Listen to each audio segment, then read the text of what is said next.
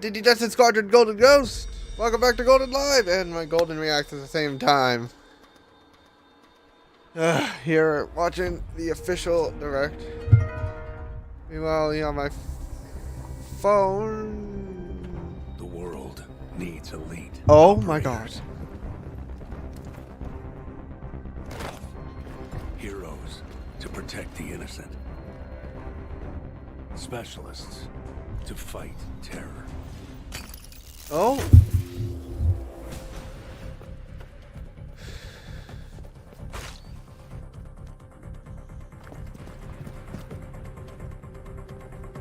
Oh my god.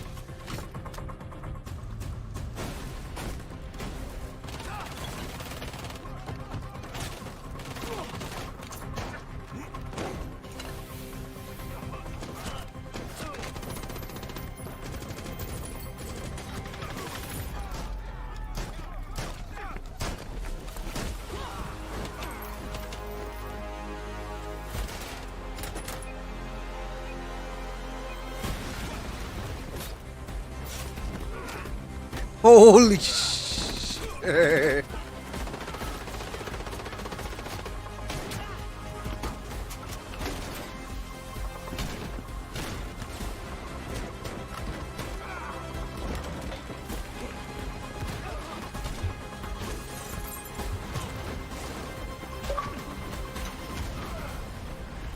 The moment is now. Join Rainbow. All right. Here we go.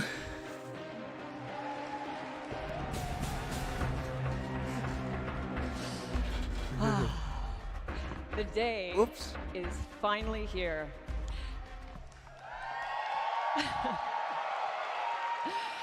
And the time has almost come for you to see the next evolution of Rainbow Six Siege. Welcome to the Siege X Showcase. Thank you. Awesome.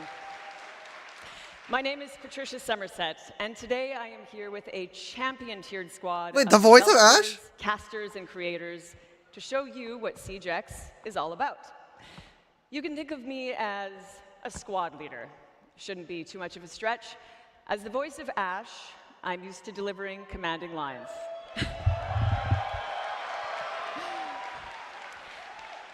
So how about this one? All right, operators. You've trained for this. Yeah. Oh. You're ready for this. The mission starts now. Oh.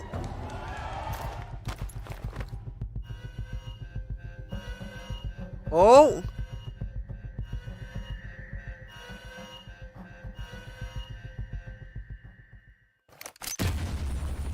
Oh.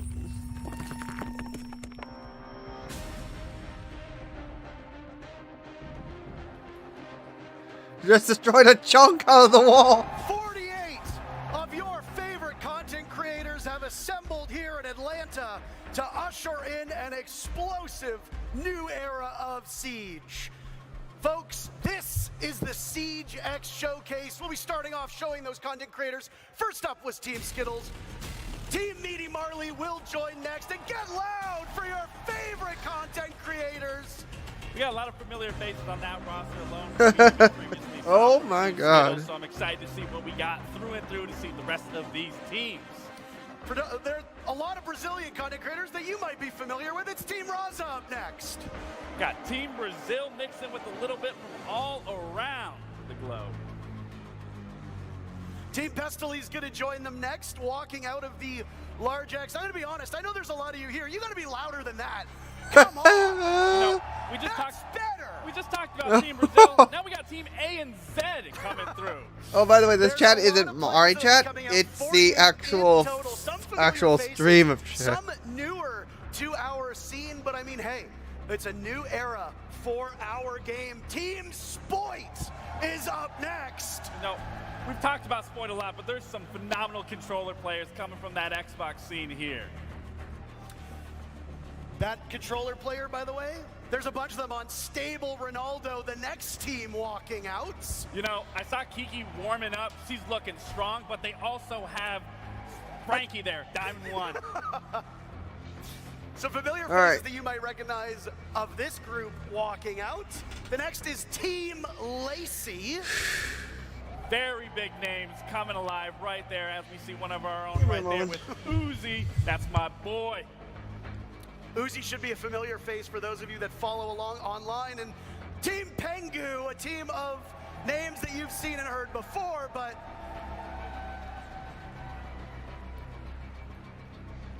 I think that's the controller players you were talking about. Yeah, I think you're right. I don't see Pengu just yet. I don't see Pengu. I used to work with him. You used to play against him. My name's Intero. I'm joined by Laxing. We've been long-standing members of this community, and we are happy to welcome you in to what might be the most exciting thing we've ever done in Siege. On the left side of your screen, this side, because we're mirrored, you're going to see what we're getting up to today. We're starting off with a new game mode. Here, not just Siege, but something brand new. After that, we're going to talk about updates to the core of Siege, the game that we know and love and have spent much of the last 10 years playing. And then how about we finish off by showing those changes in action in Siege X in a 5v5 show match. Honestly, Parker, I am so excited, to say the least. I don't know which one I'm more excited for. There's so much that we are going to be showing and exploring. And again, I am just absolutely thrilled to be here with you. We've got to run a tight ship, so both of us are talkers, so we're going to have to be a little bit brief. But before we get into the action, I'm going to need your help. Do me a favor. Connect your Ubisoft Connect and Twitch accounts, because later on in the day, we'll be announcing a very special drop for everybody that's watching through either this stream or one of our partnered streams. But before we unveil what it is, make sure your Ubisoft Connect and Twitch accounts are linked together. I, as well, am very excited. I think that's the only way to put it, put the emphasis on the X. Yeah. It's going to be a quick day today. It's going to fly by like no tomorrow. And there's a lot to unveil. Of course, a new game mode is something that will surprise people. I think that the updates to the game are going to be pretty spectacular as well. But enough from us. How about we send it to two of the greatest minds at Ubisoft who have helped make Siege X possible, Alex and Joshua.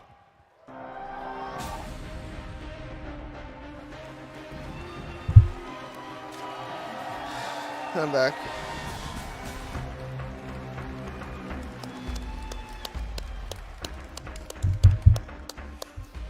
First of all, let's hear for Ash. All right.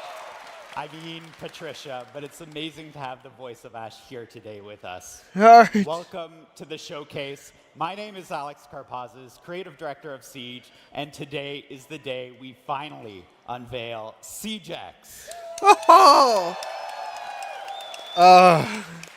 And I'm Joshua Mills, game director. After 3 years of work, the wait is over. 3 and we're taking the core years? Siege experience to the next level. All right. We have a ton of details to share with you about how Siege is evolving with exciting updates like modernized maps, an audio overhaul, advanced rappel, and much, much more. There you go. In a few minutes, you will see live gameplay of those changes. But before that, we have a very first Siege X trailer to share Oh, a with you. Siege X. This is the new era of Siege. Let's see.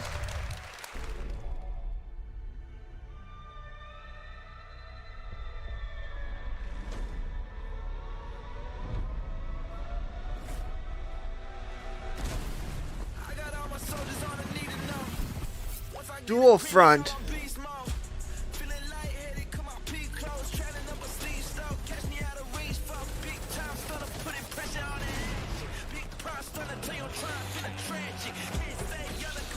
Oh!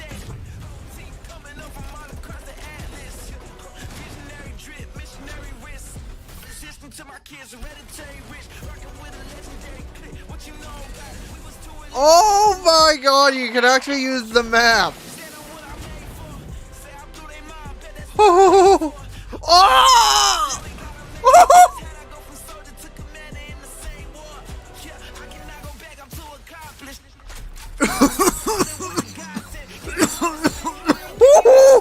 Oh! Oh my god! Holy shit! That's a lot to take in. Why? Over the next few hours, we'll cover all of it. We have 48 content creators around us getting set up right now with 4 live matches. And if you're quick with the math, then you've noticed that something quite doesn't add up. That's because they will be playing our brand new 6 versus 6 game mode, the first permanent new game mode since the launch of Siege. We've taken the strategy, teamwork, high-stakes gameplay that make Rainbow Six Siege so special and built a completely new game mode. Oh my god, they just bammed out of the map. Get ready for strategic plays, unexpected twists, and all-out action. This is Dual Front.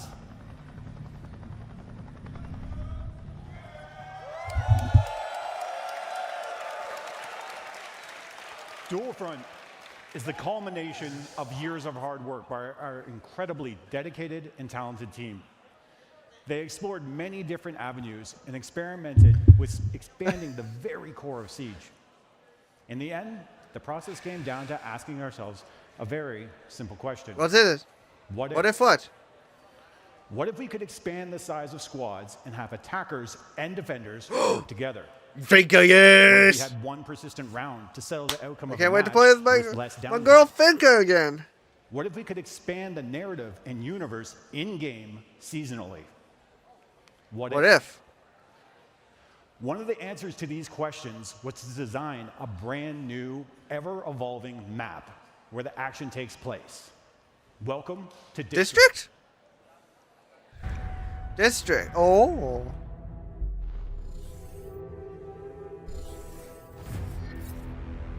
Friday? Community Health Center.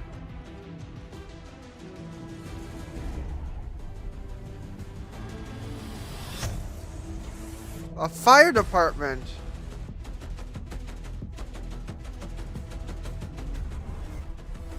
Holy shit! This is insane!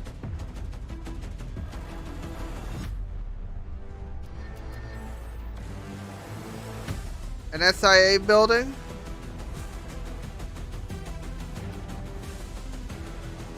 Holy shit!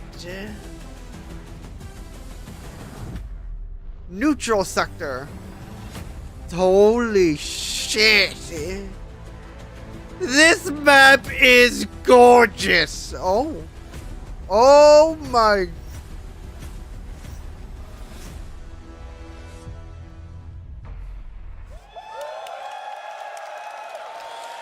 I'm crying!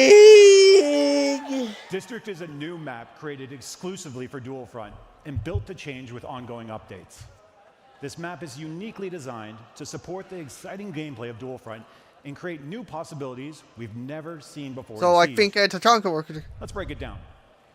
2 symmetrical fronts, each featuring 3 sectors, set up the main framework of the map. Teams must capture one front while simultaneously defending the other as they work their way deeper and deeper into enemy territory. The ultimate goal? Reach the final sector and destroy the prototype in the enemy's HQ. The map's layout balances open areas and strategic choke points, demanding coordination and adaptability. And when I say open areas, this also includes outside. Players will now be able to move between indoor and outdoor spaces, extending their defenses beyond the walls of the building and setting up for some devastating ambushes. So if you don't drone, it's time to start. If the enemy does catch you off guard and eliminates you, you will be able to return to the fight as your currently selected operator or select a different operator for a tactical adjustment. Oh, change! Success hinges on balancing offense, defense, and team composition while seizing every opportunity to lead your team to victory. Which brings us to the neutral sector, a central area where a time-limited assignment will offer you the chance to shift the momentum of battle. Here's a preview of our first seasonal assignment.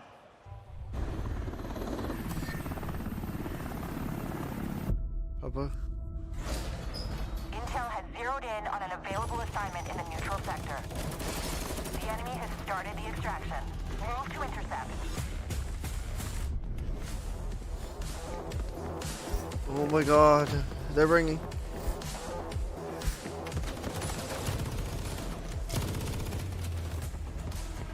Op 4 is progressing with the assignment. Move to resecure. Well done. Proceed to extraction.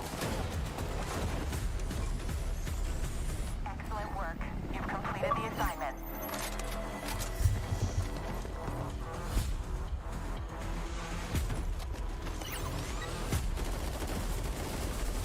Alright.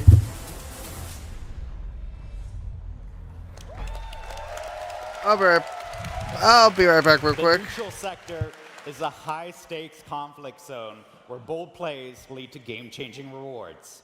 Players can tackle the time-limited assignment that will grant valuable bonuses. It's important to keep in mind that taking this risk means leaving key positions open, as every operator participating in the assignment is one less operator in your attack or defense frontline. The race to secure these objectives is intense, and success in the neutral sector can tip the scales of victory, making it a battleground where split-second decisions and daring strategies can define the match. With each new season, players can expect a new assignment in Dual Front. This means new narrative, gameplay, and neutral sector map updates. Dual Front was built from the I'm ground back. up to use the strengths of Siege, while adding new twists. If All you're new right. to Siege, this is a perfect game mode to play. Everyone is on a level playing field with a single new map to learn. Alright. There's also a limited operator pool, allowing players to focus on a smaller roster. We will be changing the operators in this pool twice a season, so that a new exciting meta is just around the corner. Yes. Finally, we all know that every life is a lesson. Respawn is an important part of this mode, allowing players to experiment and learn through play. You can join the closed beta later today on PC and current-gen consoles.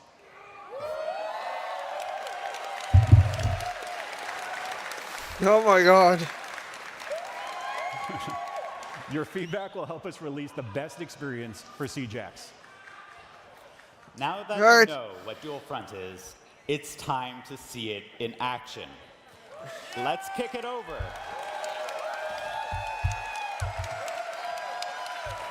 Let's kick it over to our legendary casters and see your favorite creators exploring and discovering all Dual Front has to offer right now. Thank you so very much. The new permanent game mode that we were sworn to secrecy on. We couldn't talk Oh, about it. They a said, sworn "You're not allowed to." secrecy, eh? You know what? I want to hear how loud you can get. Now, remember when I said that there would be a surprise later on? Joshua just told you straight up, you can play Dual Front today. All you need to do is connect your Ubisoft Connect and Twitch accounts, and then watch about 30 minutes either on this stream or on one of the partnered streams, and you will get a Twitch drop of a beta code to try Dual Front. Servers go live when we wrap up here, so in just a couple hours. Couple And hours, it'll be okay. available So on I'm PC probably not going to watch and the whole thing. I'm going to watch as current-gen much as I can, but not all of Kinda it. sucks for the people in the audience that you don't get to play, huh? Yeah, well, that's okay. You know, I Don't boo me. You're excited. Hey, hey, hey. But how excited are you for Dual Front? How excited are you for that, what looked like a weapon inspection? They got very, very loud. I mean, respectfully so. You know, we finally now can inspect it. But I mean, for Dual Front specifically, I did get to try it. And I'm jealous that they get to play it now, and I got to sit here and talk about it because I truly had so much fun within that time frame that I was able to play. You didn't get to play. I didn't get so to play you it. Still don't know what it's like. I have but no idea. Truthfully, it's a wonderful game mode.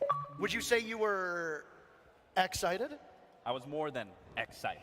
Wonderful. We've got 48 content creators here to take us through Dual Front, and in just a moment, we'll be getting into the game. And honestly, because I haven't played it, am just as eager to see it in action as all of you are. We'll be going through how the actual objectives progress. How does that neutral sector actually work? What are the rewards that they get? And how does the matchup ebb and flow? And the one thing that I am most particularly looking forward to is you and I first started playing Siege in year 1. We have got to see this game grow from the very beginning. And if you go back and you look at Siege as a regular game, the way that it was played back in 2016 is very different from the way it's played now. I have no doubt that Dual Front is going to function the same way. Now, in just a couple seconds, we'll intro our very first set of teams, and it will be fascinating to see how they tackle our newest permanent game mode in Siegex. What are your expectations before we get into the match? To be honest, there's no expectations that can be met. This is a new game mode. This is an undeveloped area where people are going to be figuring out. We're going to be understanding what it's going to look like, what we can see. Team Lacey and Team Stable Ronaldo will be the first set of teams. We are in the operator selection phase, seconds out from the first look at Dual Front. Operators are locked in. Are you ready for the next era of Siege? Folks, let's get underway with our first matchup of Dual Front. So this is already super unique. You know, when you start, you have the 6 operators that you are choosing from. I believe, if I'm not wrong, you will always be at the front, so you can always feel like you are the leader in this scenario, leading your team. But again, what's so unique about this is when you think about Siege as a whole, it's always been 5v5.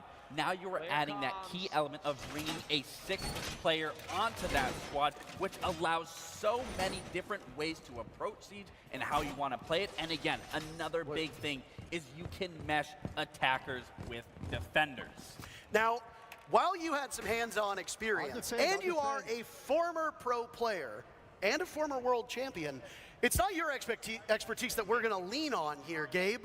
We have brought up both Alex and Josh from the keynote to help us understand the way that this works. Gentlemen, first things first.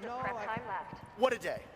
What a day. I mean, I got back. I think you were prepared for the audience. Holy shit! Would you say you were a This little looks so different and awesome! I mean, we've been waiting for this moment for 3 years now, and we're still not prepared for it. This is really exciting. The teams poured their heart and soul into this, and now we get to see it live in action. Yeah, like, I mean, it's always a reaction, right? You hear the people, you get to experience that full hand. And it's so awesome to finally be talking about all this. Oh my god! The way that This looks beautiful! game mode being played might differ from what we see today. But is it fair to say, Alex, that you're expecting players to literally problem solve as it goes along, and that there isn't really a defined correct way to play based on when you built the game? I mean, we've been playtesting this for over a year now, and we're still learning new things, new combinations of operators. This is the first time we're taking attackers and defenders together on the same team, but we're keeping that attack and defend philosophy alive, where you have one lane, one front to push, and one front to defend. So yeah, it's all new. Well, and as I was saying, you know, the key element of adding a 6th player to that squad, I mean, Siege for the past 10 years has been 5. I mean, what was the decision to bring that extra element of surprise and putting a 6th member onto that roster? Well, one of the big goals we had with Dual Front is to actually make Siege more approachable. So, and one of the ways of doing that is to kind of lower that social pressure of having to, if you die in a 5v5, 4v5, that's a big detriment to your team. So in 6v6, you actually get to carry that weight a little bit more evenly. Additionally, obviously, the respawn's going to help and help people feel more confident and learn over time. But that's definitely a driving force there. I just want to touch on something here, and I don't mean to interrupt you, but we've got our first objective at play. Would one of you like to take us through what exactly is happening in the game right now? Yeah, so the attacking team has actually planted the diffuser, and now we have actual segments to the diffuser timer. So if the defending team comes in and deactivates it, it might save a bit of the progress that they achieved there. And this is one of 3 objectives that they have to secure now. That would explain why we have the 3 segments on the diffuser. That's right. So if you stop it, it'll go back to the last tick, if we want to call it that. That's right. and then you basically paused it. So it functions very similarly to regular Siege in the sense that you have to control the objective, you have to get that diffuser planted. And I love specifically that you guys talk about, regardless of this being a brand new game mode, you guys are still keeping that core value of what Siege has always been in terms of that prowess and what you can do within Siege. And I think being able to bring attackers with defenders can really set up that strategical stand even more in depth than what we've currently seen throughout Siege. I mean, that's the magic of it. As when you're playing this, you have to go on the attack. You get the attack, and then you got to go into the defense within the same lane. So it varies up what you're able to do there, like bringing a Nomad on attack. Obviously, we've done that 1,000 times, but putting her into the defense and making for the post plant, it's all about that. It's almost like they're fighting on dual fronts. And now we see that the other team has planted the diffuser as well. So both are active at the same time. Teams have to recoup, regroup, and understand how they can recapture the site now that the plant's gone down. The red team succeeded, it looks like, in their very first capture. So now what happens? Oh. Is Uzi going to get it? Yeah. They've already lost one tick, as you talked about. Yep. And it'll roll back. So like that progress they earned and they fought for, they get to keep, but they didn't get all the way for the next sector of the objective, so that's lost. And what I'm seeing now with the front A team, they have that first one secured. Now that timer is going. So essentially, does that now force them to now play the defense, wait for that next sector to open up, and then make that transition with that rotate? Yeah, that beat there is actually leading into essentially a prep phase for that new sector. So our attackers in that lane are going into prep, using their drones, looking forward, or they could rotate in through the neutral sector over to defense and help shore up your own defense. Now, I do want to ask you guys, because you've obviously had some time playing through it, what is your ideal lineup that you've ran the most, that you've experimented with the absolute most, whether that's on the defensive side or the attacking side? They're bouncing. They're bouncing. Yeah, right. They're bouncing. Yeah, right. They are bouncing all right. I like it. You never experienced it before, and just doing that is amazing. I'm about to say, you'll never hear anything coming from me in terms of Nomad with how much I love Nomad. I think Parker knows that as much as well. I played flank watch aggressively, so the fact that you can use those air jabs on defense to get those sound cues, to get that quick reaction, to net one of those eliminations, I mean, Nomad's massive on defense. I mean, Gabe, when you played professionally, if there was a spot on a map to be as far away from the action as possible, you were there. Absolutely. So you would have. I was informed of the direction. Find me at that neutral sector where I am not going to be in the thick of it, but I am going to Twitter be as trying well. to lurk my way through and see what is open and what isn't. Now, one thing that you mentioned while talking about the game was that you're going to be swapping up the operators twice a season. Now, what's the thought process behind which operators you bring in, which operators you bring out, and will it be a full-scale swap? Are we talking every operator is gone, or are you just going to bring in a couple and remove maybe some particularly strong or weak ops? Yeah, so one of the big things is we want to make sure that the pathfinders that are earned through our new challenges are going to be available at all times. Again, like you always want to be able to have some of your ops to be able to play, but outside that, we're going to be almost doing kind of like a crafted meta or ideas around that. Maybe we put a lot of hard breach up, maybe we put a lot of trap, or maybe remove both and see what happens now. Like, what can you do if you don't have electricity available to you? What can you do if you don't have, like, you know, a lot of area denial and so on and so forth? So I don't think this was mentioned by you guys, but what I am noticing is I'm looking at the characters, the utility, it's regenerated. Yeah, this is a way that we can actually balance the operators over a long period of time. We're talking rounds are lasting about 15, 20 minutes. So you can actually stack quite a bit of utility if you don't have this new system. The team worked really hard on that. Okay, we'll follow up with that. So are you saying that Capcan can essentially lay down 6, 7 traps at a time? I'm going to take that one.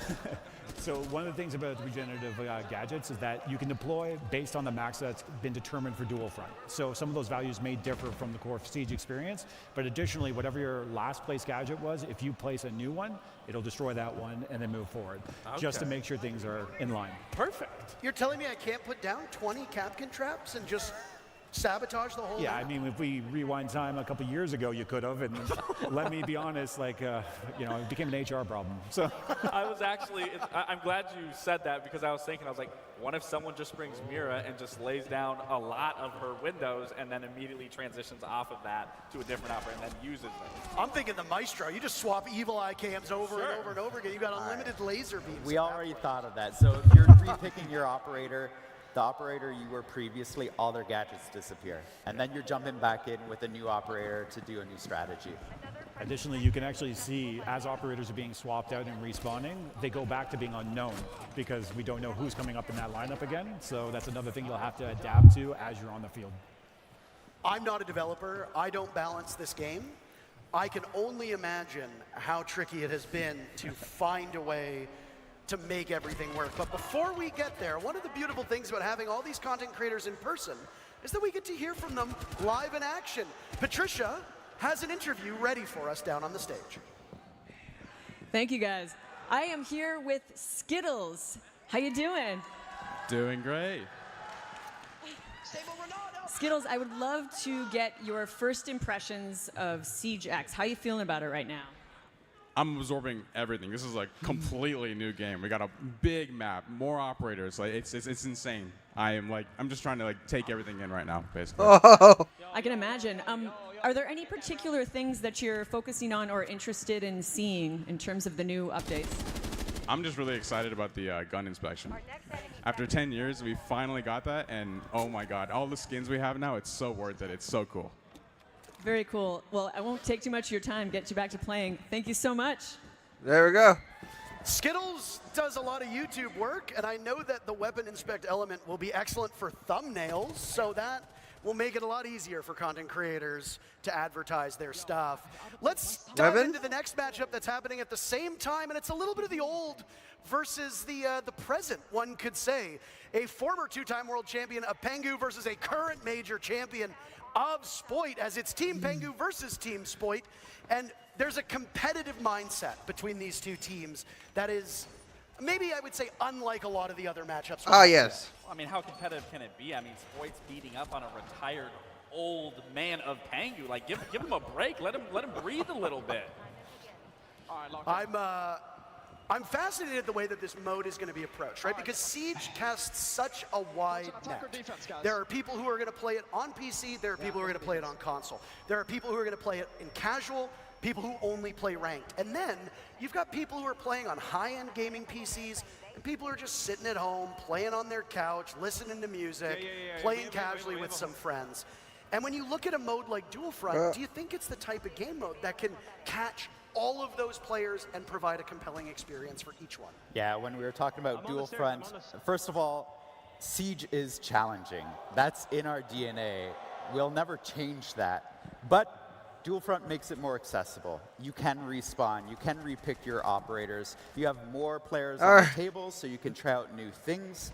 So all of this adds up to a game mode that, honestly, everybody's at the same level, on the ground floor, and they're able to jump in and have immediate impact. So I was going to follow up with, I mean, we obviously talk about the casual base, and me coming from that competitive background. I absolutely do love the approach here, especially as we do know, Siege is a very complex game, but that's what makes it so unique, so fun when you can actually learn it. But what I really like about District specifically is it's symmetrical. It does really allow you to learn from one end to the other of just the basic functionalities of how Siege is played, whether you're playing horizontal, whether you're playing vertically, so you're not getting confused. And for a new player that you can come in and be like, okay, this is what Siege is like. So then you bring that into the other maps. And then I did also see not every single operator is able to be played. And I think that also is huge because as you know, Siege has a lot of operators and continuing to grow as the game continues to go further on. So I do genuinely think this is a great approach for not only a competitive standpoint, but most importantly also I'm doing it. Ready? Come here. Yeah. No, I'm very excited to see the way that it shakes out.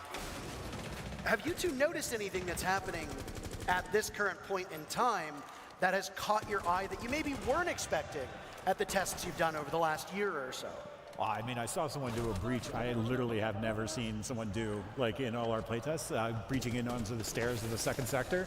Like, that side of the site, Alright. I don't usually see people like pushing through there. They usually push from top floor or walk up the stairs, but never breach the wall and jump right into the stairs. So that's kind of the magic of the map, right? So We've got another interview ready from TikTok to Twitch, and now here in Atlanta, we've got Titanium Rolo down on the stage with Patricia.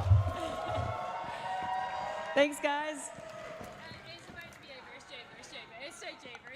You've got it solid. I am here now with Titanium Rolo. How you doing today, Rolo? I am doing amazing. How are you doing? Oh, wonderful, especially now that I'm with you here. I'm already like fast friends. I wanted to ask you, what do you think about the neutral zone in the middle of the map?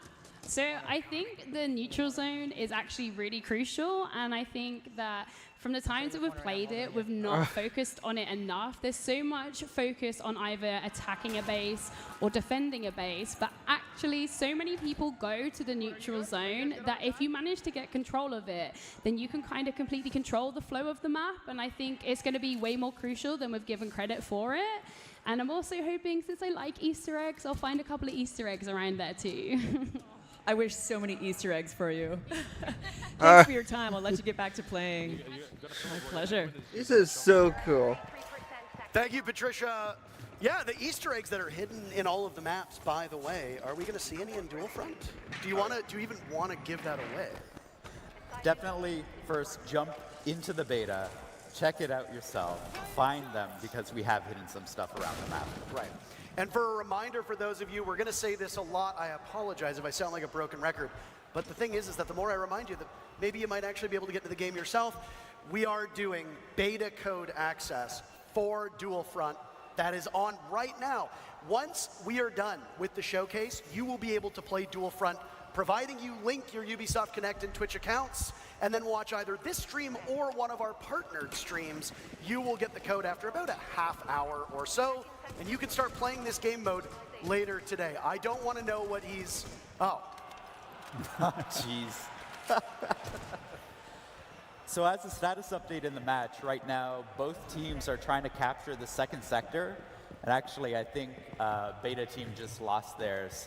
But there's an assignment that's coming into the map. That's the neutral zone. We'll have a new objective that everybody has to jump into.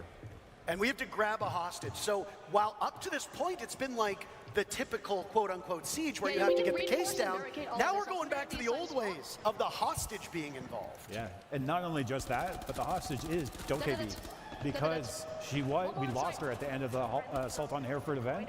So this is where that narrative starts coming in when we talk about seasonal updates. I want to say, so when you grab the hostage here, if I'm not mistaken, you have to bring it to Alright. the other side, the enemy's Yes. side. So what Anne is already doing this wrong. She brought it to her, I believe, thinking that they are going to get that extraction, but they actually need to bring it to the opposite side and make it far more challenging than just as simple as, let's just bring it back to us. Yeah, exactly. It used to, like, you can see as soon as it got the hostage got picked up there, the icon shows up to show you where the extraction point is for you, Okay, and the they're figuring helicopters it are out. coming in the next 30 seconds. And that, oh man, like again, we're talking about audio and all everything. Hearing helicopters come in Yeah, during I a agree. siege match, oh, it gets your heart pumping. Well, I want to say, Don't board it, though. I want to say, me and you actually went through this moment together when we were testing this out the other day, and it is, when you were talking about the heart stumping, and especially, like, let's acknowledge you can play outside now. Like, that is a huge thing that needs to be acknowledged. You don't have a timer letting you know you're going to be shown. I mean, again, these Oh operators, my that is God. just evolving a meta right there. All the shields you're seeing being Castling off a door outside? What am I watching? Exactly. But no, like I was saying, back to that, it is very intense when you have to run to the enemy side with this, trying to get that extraction up while they're up and coming, spawning, holding those positions from outside, waiting for an ambush that you're potentially running into. You were actually doing a very good job at leading that. You were like, all right, Lax, I need you to get in front of me. I need you to clear this. I need you to clear that. And we did end up doing it successfully. Yeah, honestly, like, regardless if we talk about the match being, like, the game mode being approachable, we get real competitive. Oh, absolutely.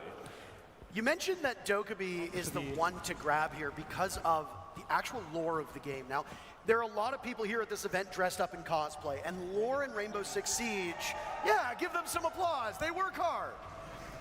The lore in Rainbow Six Siege has steadily increased to the point now where, you know, when I first started playing, and he first started playing, there was basically none.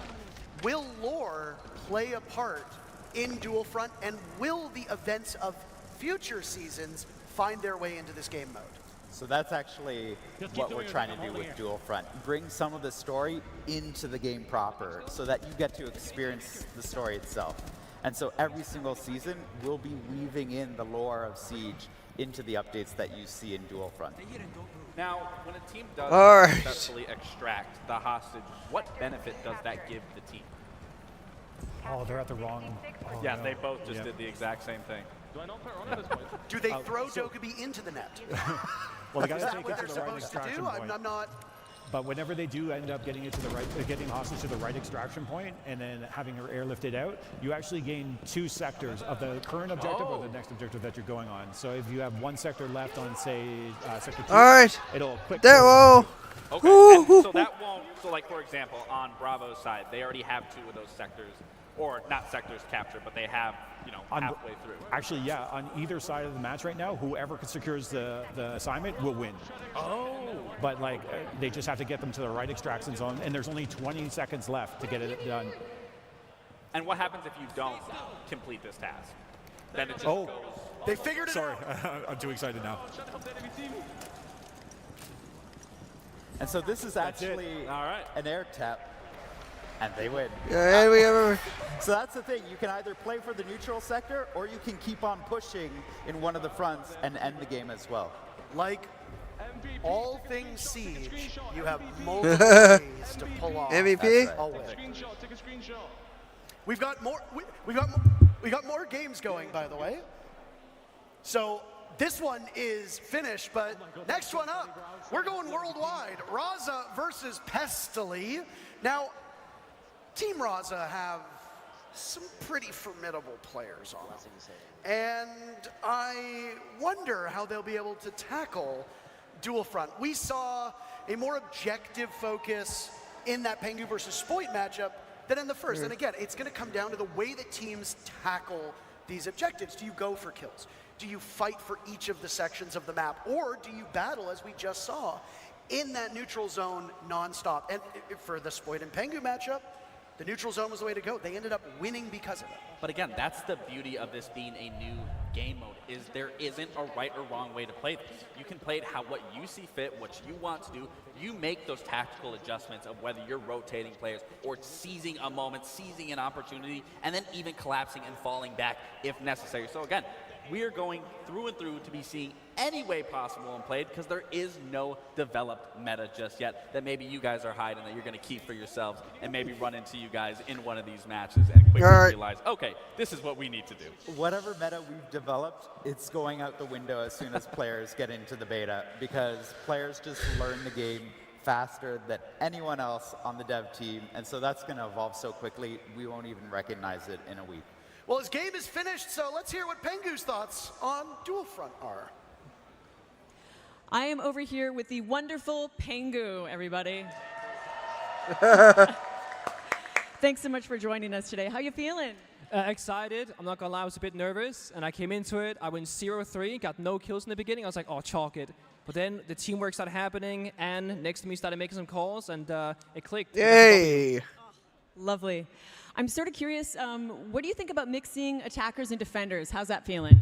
I love it because it creates even more flexibility than before. Obviously, Siege has been about soft destruction, hard destruction. Now you have stuff like Capcan traps if you're defending, mute jammers.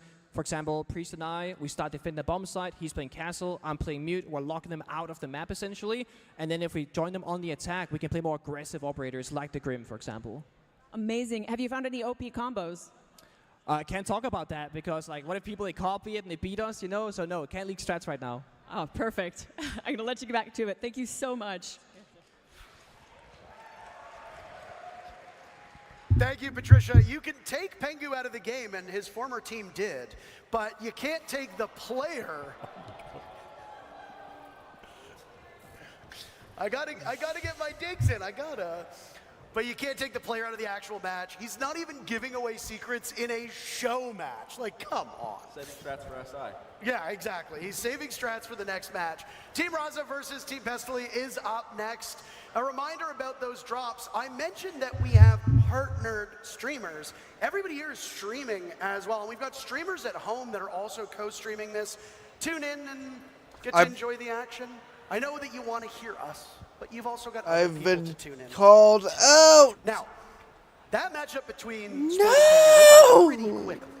How does that match up with your expectations of a typical game of Dual Front? Oh, One of the interesting things about the neutral sector assignment is it randomly triggers in the middle of a match between, I think it's like 10 minutes and 15 minutes. Is that right? It's like first 5 in. Yeah. Like, so after 5, it can happen at any time. So they already were pretty advanced in the match, and then it did end. So that's about the time that you can expect. 15 to 20 minutes is the average game length, and then you can jump into the next one right away. So you get a lot in a little package. Hold on a second. Gentlemen, I'm seeing something here on your screen. Does your outfit show up on the loading screen before you get into Dual Front? Absolutely. You got to flex whatever you got. I think it's called Skinner jazzing. Oh my god. Raza, that's your own teammate. Well, he's got to take off the shades. I think he's a little discombobulated. He can't see right now. He's too cool. Too cool for school. That's something that we haven't really seen a lot of, right? Like, there's always been chatter online about, oh, like the player cards before the match should show my skins. In Dual Front, you've now made it so that when you load into a game, your outfit and your gun skin are shown off. So I also did notice when you first initially start out, you aren't just able to quickly run in to a different sector. You are blocked off right there. Is that essentially similar to a prep phase, or? That's exactly the intent there, is that it gives time for those in the defending lane to actually do their setup and get ready. It gives time for the intel to be gathered by the attackers.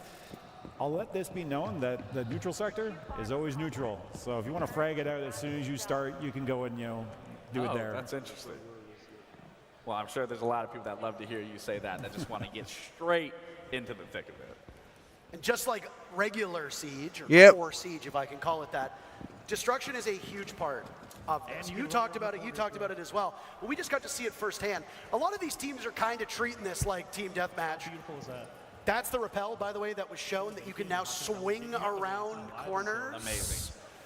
The very first time in our very first match that we just saw that, the crowd went wild. I don't know if you heard that, but no, destruction, it plays a huge part. I mean, a lot of these teams, again, are treating it like a team deathmatch. So am I. Here, you can reshape the map to your advantage. That's right. And even we saw it before. So, and by the way, at the end of this showcase, we get open beta access before you attack to the new game mode. Where you need to, or open up where you need to, so that you actually lay the groundwork for the match to evolve. So I did notice within these sectors, there are still default cameras that are up. And we've already talked about regenerative utility. Is that the same thing with barricades? If a team just is absolutely not and I'm live right now, by the way, so where they just immediately fell off, will those barricades come back up? Or is that through and through once that destructibility is there? Wait, so where did you watch this at start? My live stream or kind of the story of that match? So we allow that to be the permanent beats that had happened throughout. Of course. So if anything's being broken down, like we talked about the cheat code where you got a I know. That's how I'm going to get the code too, and I'm probably going to play it later. Second layer of destruction happening. But once yes, I know he is going to want to play this. To stall them out. But I don't think he'll have access start off. I don't know if he's even watching it right now. There's a little tricks of the trade of this. Don't barricade right away. Wait for it to start being destroyed. I mean, I did tag you three in the group chat about this. See that the barricades are color coded, and that's because the team that has their own color can tear it down. And so you can see a sector evolve over time as the new barricades of the attacking team come up, because now they're reinforcing it and the defenders have to recapture.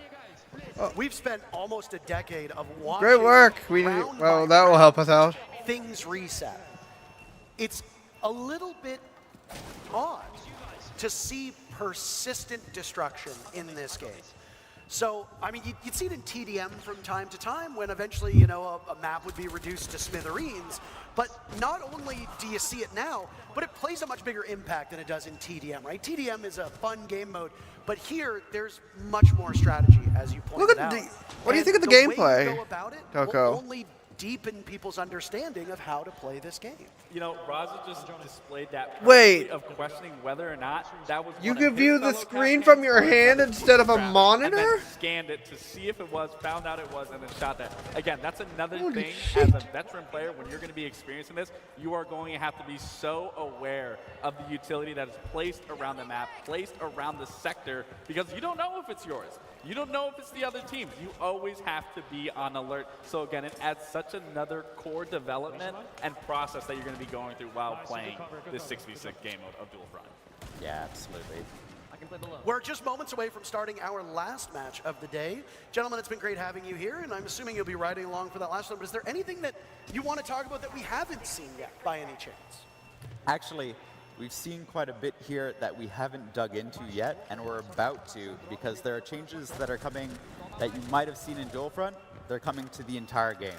So we'll be talking more about that very soon, actually. You're just going to tease people. Yep, that's You're it. not even just teasing people, teasing us. Teasing You us. could whisper in our ears before you head out.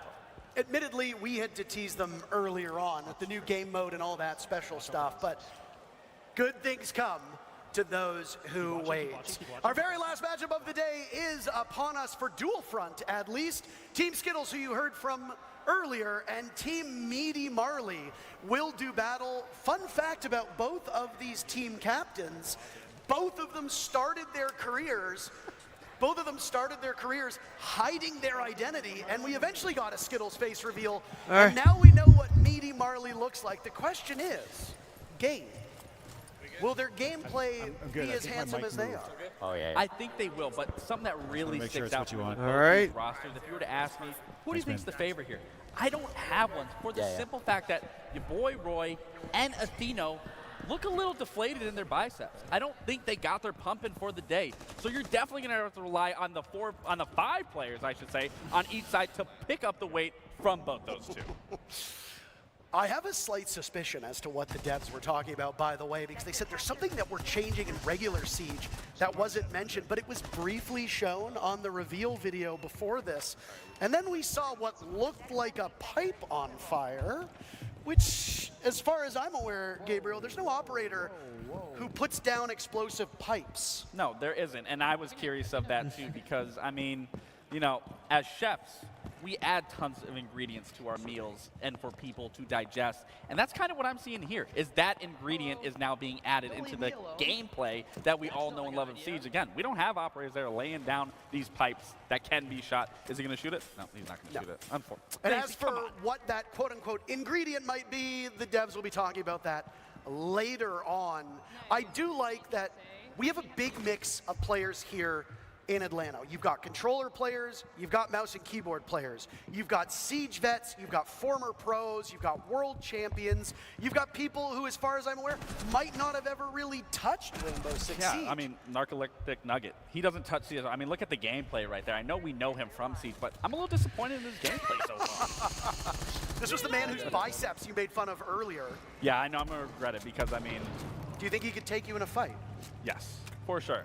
I mean, look at him. He's so locked in. Actually, I lied. He just missed that. Well, it was through a wall. Oh, was it? There are outlines on operators as well, because as you might have noticed on the top of the screen, the teams can run the same ops. They can. So you can have 2 vigils on the board at the same time. We saw in one of our earlier matches, there were 2 docks on the board. And outlines are very important to be able to distinguish, is it a friendly dock or is it an enemy dock? Well, I mean, that's something that you're going to have to decipher, like I was saying, with the utility that's going to be on the map. You're going to have to keep in mind a mental awareness of, okay, we're seeing it right What's there. this? No, Macy, get off drone! See, he's not, you know, he's not appreciating. Okay. There it is. Okay, so that's interesting. So, you know, we talked about operators not being able do you to think play in any of anything your like gameplays? that, but in the similarity to a Capital Bolt, similar to a Goyo canister, I mean, this creates a completely different new look and what we can see in Siege X. This has been an interesting matchup between these two teams. They're playing it very slow, which is in stark contrast to the first game that we saw that had Uzi killing everybody in the server. Now, They talked a lot about this neutral sector, and it's coming in pretty quickly. Again, it can spawn at different intervals. This one in just under a minute, and it'll be only 9 minutes into action. Will these teams pay that neutral sector and the assignment that comes with it the same respect that we saw from that Pengu and Spoit matchup? That is the question. Uh-oh. Now I am curious how long. Okay, so that flame actually does get put out pretty quickly. It's not a Goyo canister. No, no. Goyo canister lasts 20 seconds. That looked like about 3. That I don't even think 3. Maybe like 2. But I think we could be wrong. I'll wait to see. You're if gonna fight anything. with me over a single second? No. Completely unrelated to what we were just about to talk about that we might see later on.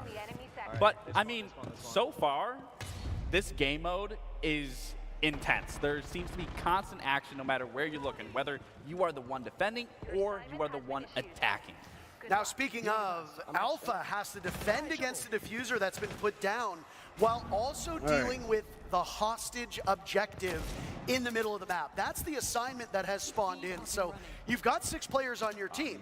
How many do you send to deal with that diffuse kit, and how many do you send to deal with the assignment? That's the biggest thing. You know, if I'm in this situation, I'm sending at least 3. At least 3. To which one? To the neutral sector. To go for that hostage and keeping 1 on one end and 2 on the other. So that way you are still covering all of your bases where you need to, covering those sectors, making sure not only you can defend, but you can still attack, but you can still go for that neutral sector. And they're trying to go. Okay, they did get it. Varsity managed to pull it off. I am curious if they know where to bring and extract the hostage here, whereas in the previous game, they were unfamiliar, which I think it's going to be the exact same situation. Yeah, I mean, I think it's worth noting that everybody who is playing this game has little to no experience with it. I would have done the same exact thing if I wasn't playing with Joshua. Yeah, fair enough. So again, it comes down to learning on the fly and differing skill levels, differing platforms, etc. You will be able to get your hands on this beta for Dual Front later today. Again, link your Ubisoft Connect, link your Twitch account, and watch this stream or one of the partnered streams for about 30 minutes, and then you'll be in. You'll be able to play on PC and current gen consoles. Now, it looks like Skittles might be able to pull it off. I think he's going to. Funny because we listened to the on-boarder, the don't board the helicopter. But when now the literal opposite is the focus here. I mean, it's up to that one Brit to shut this out right here and not make sure. And Skittles, I mean, I got one. Oh, that was devastating right there. And now he's going to go for it. I mean, again, this is a beautiful thing, once again, is where you're not just focused on the sectors. You do have to focus on another objective, which is, again, it's so unique, and it still allows you to be in control of any scenario at any given moment, to be able to shift, to rotate, to be elusive. That you can't just focus on one thing. You have to shift your focus in other places. Look at that. Oh, wow. Would you look at that? New players, old players. It allows you to constantly. They just lifted him up in the air. That's what Siege has been about. Oh, wow. Would you look at that? And what you learn about this game mode is going to change very quickly. Yes. Assignments will be changing. Oh. Do it again, do it again! Capture 1/3 complete. I don't think they're capable of hearing us. But again, just to kind of underscore how this game mode will be supported, a season in Rainbow Six Siege is about 3 months, give or take, because we have 4 a year, just like regular seasons. Twice a season, the operator lineup will change, which means that for a lot of players, as you're finding your footing, things will shift. And then at the start of each new season, the assignment will change. Right now, it's rescue Dokkaebi, pick up the hostage, get her to the helicopter, save her, but who knows what's next? There's one thing that I've noticed that isn't present, and that's anything to do with secure area. If you look at the original 3 game modes of Rainbow Six Siege, you have the regular bomb, which is the whole premise of Dual Front. You have hostage, which is the special assignment, but where is secure area? Could it be coming next or coming at some point in future seasons? Well, we're already getting something brand new with Dual Front, and it already being a heap loads of different things involved. So we could see an entirely different brand new mode introduced. Well, I mean, you know what I mean entirely. I know what you mean. Yeah, exactly. So, I mean, honestly, everything's up in the air of what could be brought in. And it allows the developers to toy with the game, frankly. The Siege X formula has been around and has been tweaked over time. And you're going to see some more of those tweaks coming up in the next portion of this showcase in the core gameplay update section. But you can't really reinvent Siege. But if you want to experiment, Dual Front is a great game mode where you can take those liberties and try out some new stuff, and who knows?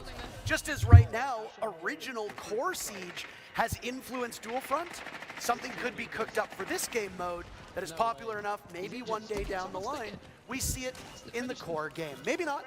This is us idly speculating, but again, it gives the devs a chance.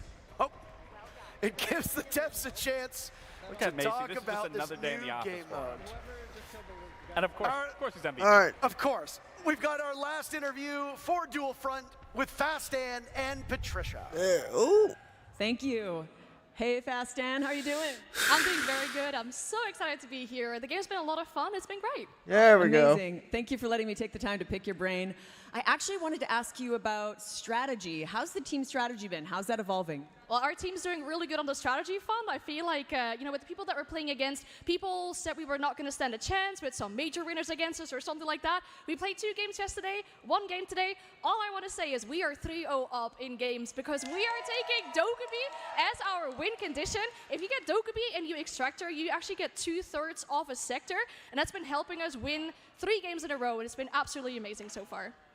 Oh, amazing insight. Thank you so much, Fastan. Really appreciate your time being here. Can't wait for more gameplay.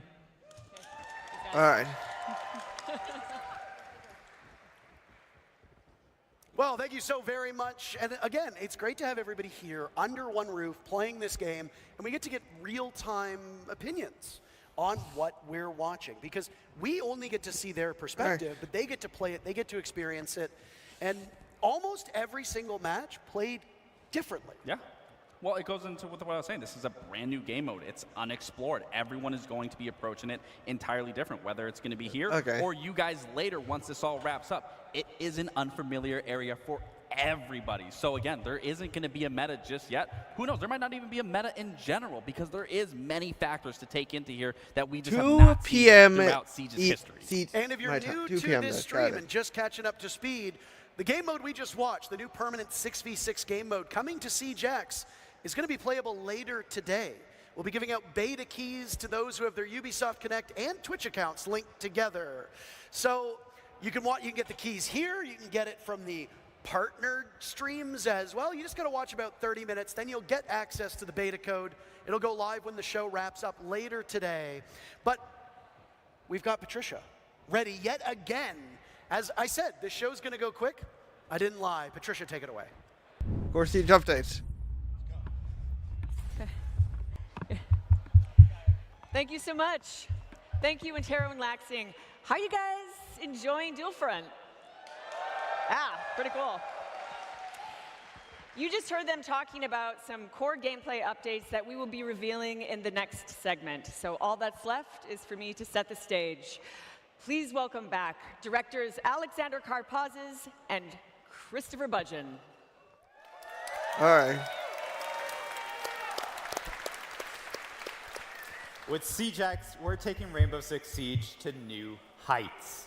Launching June 10th at the start of Year 10 Season 2, this evolution of Siege builds upon everything that makes the game so special. In the first part of our showcase, we showed you Dual Front, our new 6v6 game mode. And there's a lot more to talk about. Siege X will deliver sweeping updates across all of Siege, with a strong focus on modernizing our maps, refining our gameplay, and evolving our audio, with much, much more to come.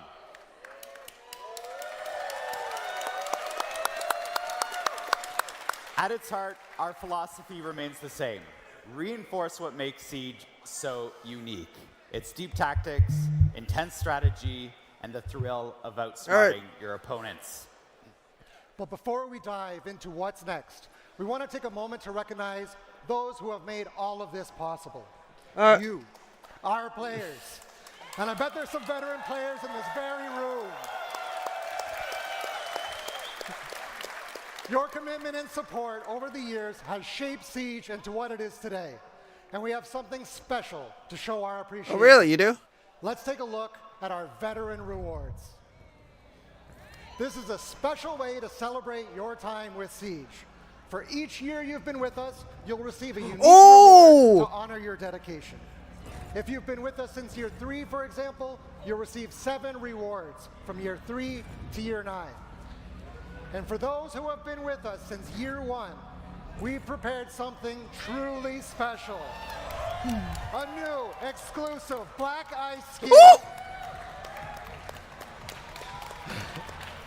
This is our way of saying thank you for standing with us through every battle, every season, and every moment that shape the future of Siege. We also want to celebrate your legacy in Siege with a special badge. This exclusive badge marks the year you joined the fight, a testament to your dedication and journey in the game. Oh my God. Whether you're a recent recruit or a battle-hardened veteran, this badge is yours to wear with pride. Now, it's time to talk about an important change that's coming to the game. Recently, we introduced crossplay, giving you the ability to play with your friends no matter which platform they're on. With Siege X, we're tearing down barriers, ready to welcome more players that want to experience the best tactical FPS. We want to make it easier to invite your friends to play the game. We want to continue to grow the community, and we want to continue to build this game with veterans and new players from around the world. Starting June 10th, with the launch of Siege X, new players will be able to download the game for free. Okay, let's see. And Today jump is March, directly April, May, into the June. Siege That's 3 months away. Free access will help grow the Siege community, but we want to ensure that Siege remains fair and protected, particularly for Ranked and Siege Cup. So, let's break it all down so you know what to expect as a new player and a veteran. With free access, players can dive into our brand new game mode, Dual Front. Learn the mechanics through our onboarding playlists, sharpen their skills in Quick Match, have fun in seasonal events, and we heard you. Unranked is making its long-awaited comeback.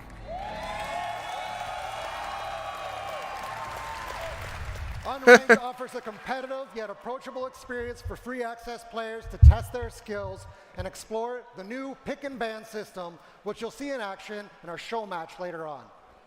Free access players can experience core Siege gameplay and access training modes, earn XP, and unlock rewards. As part of the new onboarding process, players can earn and customize up to 26 operators through play. Additional operators can still be unlocked using the currency they earn to continue to grow their roster. The most competitive playlists, Ranked and Siege Cup, are high stakes and reserved for those who unlock the next level of Siege competition through premium access. And as always, you'll need to be level 50 to participate. Also, I want to reassure our dedicated players. You will keep access to everything you have. Yeah, you got it. That's right. Don't worry, veteran players. You'll keep access to everything you've earned over the past 10 years. Your access to our competitive playlists, such as Ranked and Siege Cup, your progression, your operators, your inventory, will all be yours to keep and to continue building for the future. That is a relief for me. Your progress. As Siege continues to grow, we're not just preserving your legacy, we're refreshing the experience for every player. With Siege X, our totally revamped UI will be more than just a new coat of paint. How you navigate through game modes, browse your battle pass, and interact with Siege is faster, it's more intuitive, and more immersive. The UI overhaul also streamlines your experience as you track your journey as a Siege player. So whether you're a veteran bringing in new friends or a fresh recruit, we've revamped Siege's global progression system.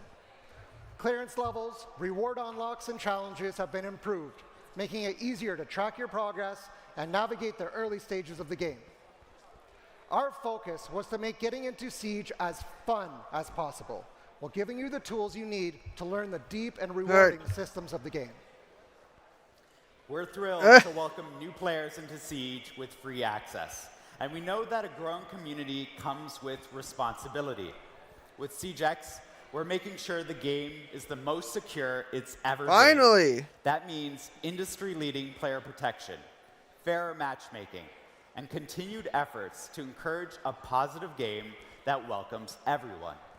First, let's talk about game security. Last month at the Six Invitational, we introduced R6 Shield Guard, our latest anti-cheat initiative. To catch up on the current status of R6 Shield Guard, let's hear from programming team lead Adrian Fraisse. All right, the anti-cheat. Cheating and toxicity have no place in Siege, and we won't rest until it's a thing of the past. At SI, we introduced our new initiative, Rainbow Six Shield Guard.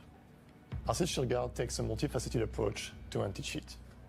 Our QB system distributes different executables to our players, preventing tampering and issuing sanctions when detected. Binary hardening is the act of encrypting and hardening our game code to make it even more difficult to tamper with. Our security measures have rendered cheat makers' capacity to come back online much harder, with some of them exiting the scene entirely. Gameplay violation, our in-game defense system that allows for detecting players performing impossible behavior within the game, like sprinting while shooting.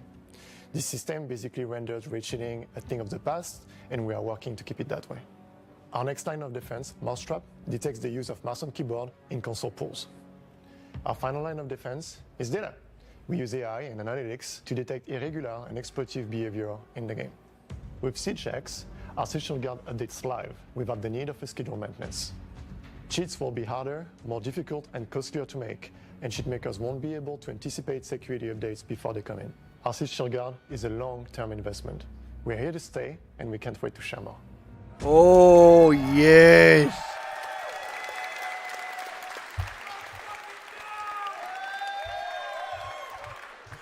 We're taking anti-toxicity in the game seriously as well, and we've made huge strides to make sure that everyone feels comfortable playing the game.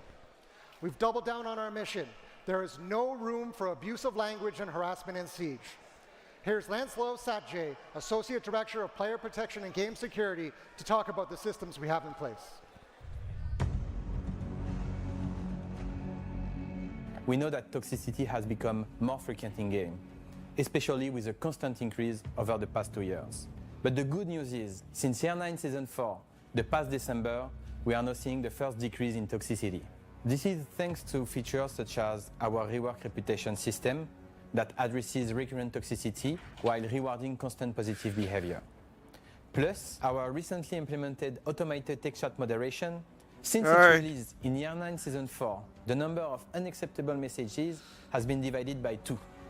We are constantly working to improve and balance detections.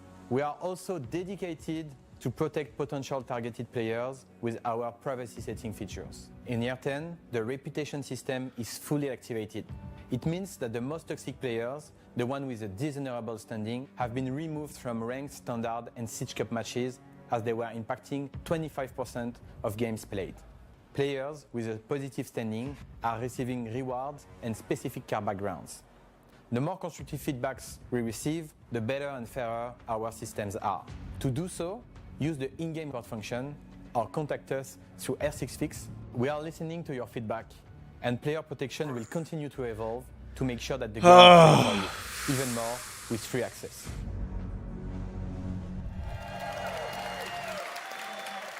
Anti-cheat and anti-toxicity are top priorities for us on Siege, and I want to thank Adrien and Lancelot and their teams for their work making the game the most competitive and fair it's ever been. Here we go. Now, let's talk about the maps and visual updates we mentioned at the Six Invitational.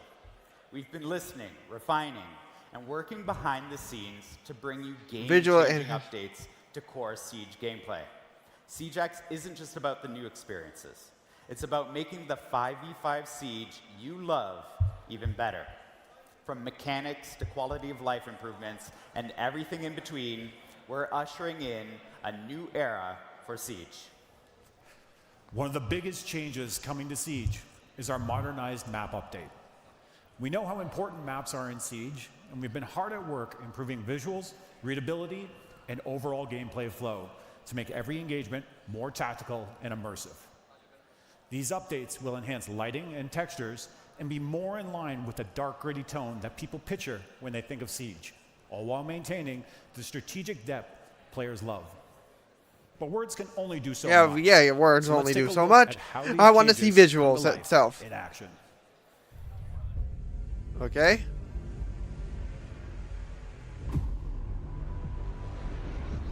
Oh.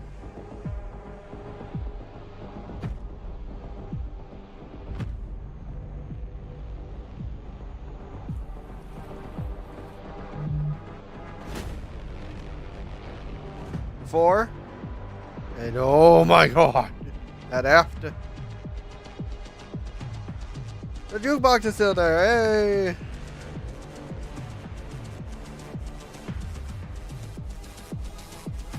What map is this? 4. Oh. Shit. The house. Oh my god. 4. Oh my god.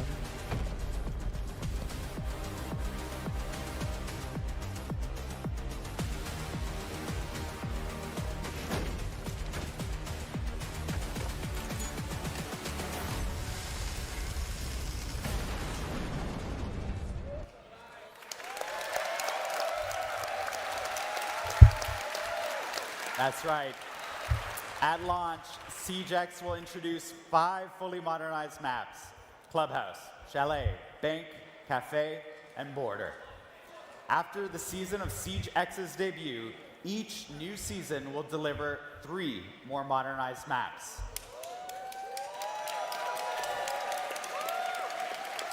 We've done significant work on these environments. We've rebuilt the lighting engine to bring more realistic atmosphere with richer contrast and colors. All major surfaces have been redone, with materials looking more real thanks to updated, physically based rendering standards, displacement mapping, exposure compensation, and increased resolution. For PC players, that means an optional true 4K texture pack for the sharpest, most detailed environments possible. For those watching the stream, we'll be sharing all of these videos today at full resolution so you can see the difference. Building on the technology of lighting and modernized maps, we're also introducing a feature that adds a whole new layer to tactical awareness: first-person shadows.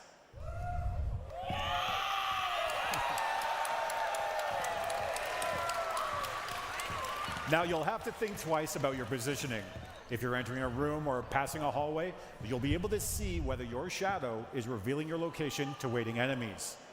This small but crucial detail makes movement and positioning more important than ever. The reason we can make all these changes and still ensure a competitive experience is because of a major change we're doing in making our enemy outlines updated. When we talk about stealth in Siege, we want players to focus on how much noise they make, not how visible they are. We always want enemies to be clear and identifiable. The new outline system means, even with the more immersive lighting, enemies can't hide in the shadows.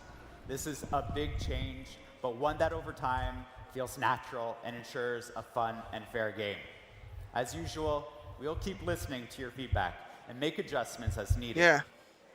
Another big change is the Repel update in SiegeX, bringing more options to the most unique movement mechanics in first-person shooters. Rappelling has always been a defining feature of Siege, but we knew it could be even better. With advanced Rappel, you can now sprint along the wall, and you can pull off what we saw Callie do back in the Playbook story trailer. You can now transition around corners while on Rappel, including when sprinting. Here's those improvements in-game. No.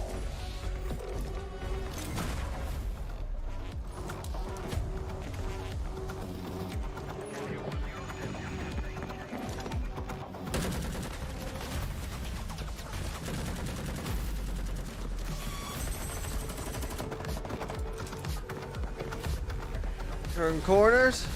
Oh!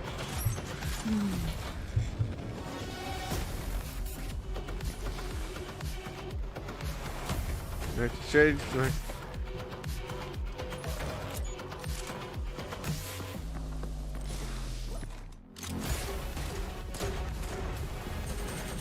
Oh, wow. Oh my god. Smooth cornering and sprinting makes rappelling on a wall and executing a plan so much more satisfying. It's all about giving players more control, making movement feel natural, intuitive, and immersive. This is why we've also taken the time to update our basic movement in the game to include momentum as well. There you go. No more start and stop movement, but true flow and responsiveness. Let me give you a concrete example of this in action. Picture yourself moving across the bed in the bedroom gym side of Clubhouse. Before the changes, as soon as you ran off the bed, you would immediately stop running, drop straight down, and then start running. Oh, that fixed everything. With the momentum-based movement update, you will continue to run off of short drops and carry your momentum with you. This achieves a new level of flow and immersion in the moment-to-moment action of Siege. We can't wait to see the creative plays that these changes will inspire.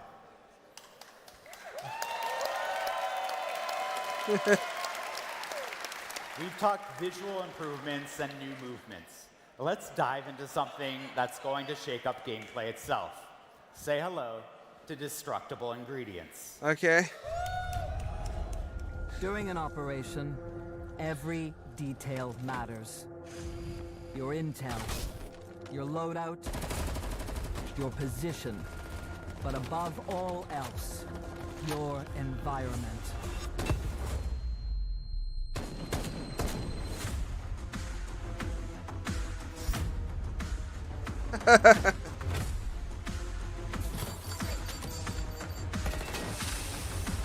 Oh.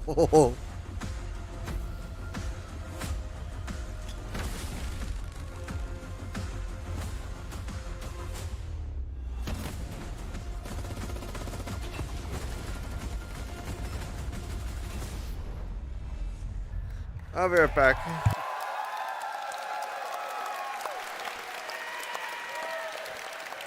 All right, I freaking love these things.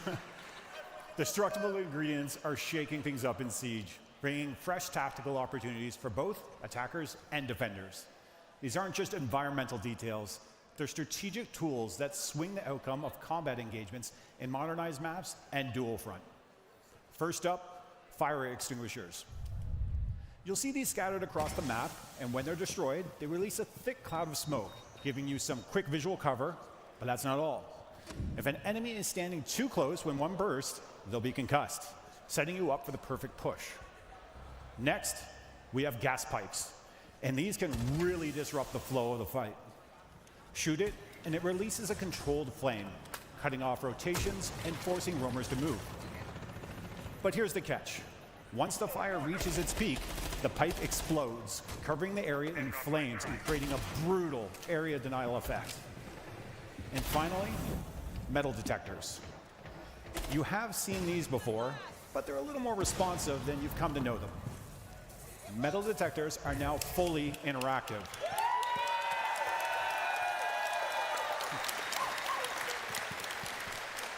You can disable them temporarily or permanently, giving you the control over when movement is detected. Do you disable them to sneak through unnoticed, or leave them on to bait enemies into giving away their position? You can even destroy them outright with explosives.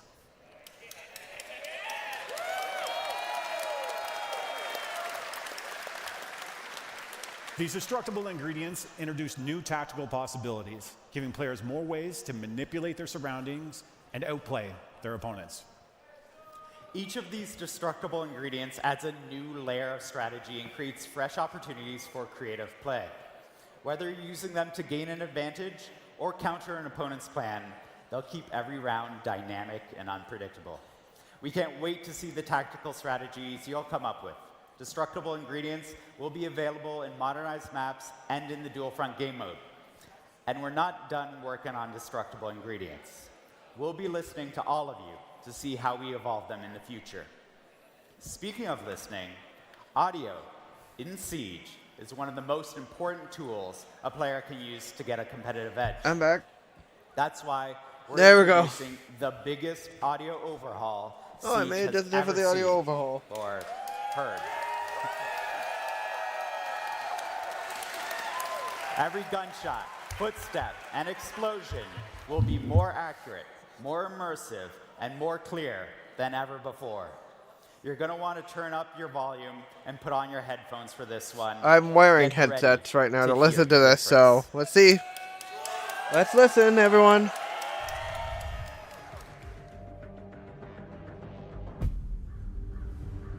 In Rainbow Six Siege, audio has been overhauled to convey a greater sense of accuracy in order to give players more cues to reliably detect enemy actions.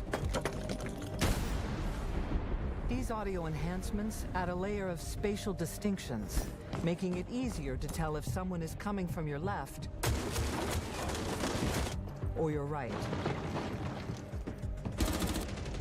Sound propagation has been upgraded, with sound traveling vertically and allowing players to know if an enemy is pushing from above or below. Ah. Sound also propagates through openings created in surfaces, offering more immersion. Sound reverberation is more realistic, relaying whether nearby actions are coming from a big room, a small room, indoors, or outdoors, making pinpointing enemy locations more reliable. These audio innovations offer new tools to adjust response tactics, deliberately cause noise to draw rivals into an ambush, or use carpeted areas to limit the sound of infiltration, and use flashbangs to mask the sounds of powerful abilities. Oh. Making for a more immersive, refined, and satisfying tactical shooter experience. Oh, that was beautiful.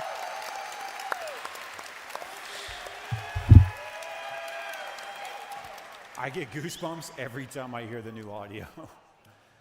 With this audio overhaul, every sound in Siege is more precise and immersive than ever. You'll be able to pinpoint gunshots, footsteps, and explosions more accurately, whether they're coming from the left, the right, above, or below. Intel makes or breaks great plays in Siege.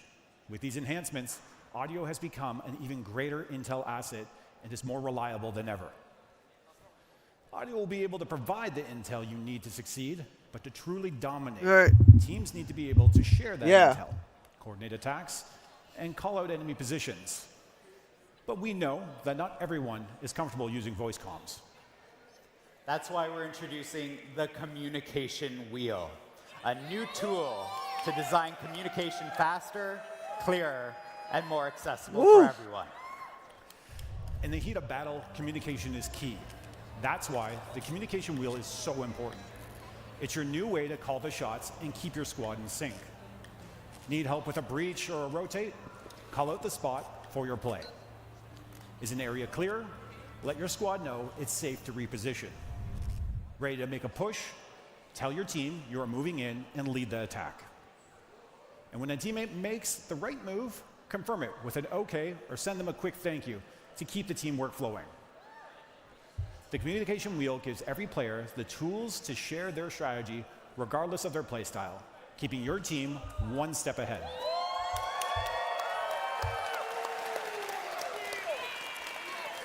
We covered a lot of subjects, but what about weapons?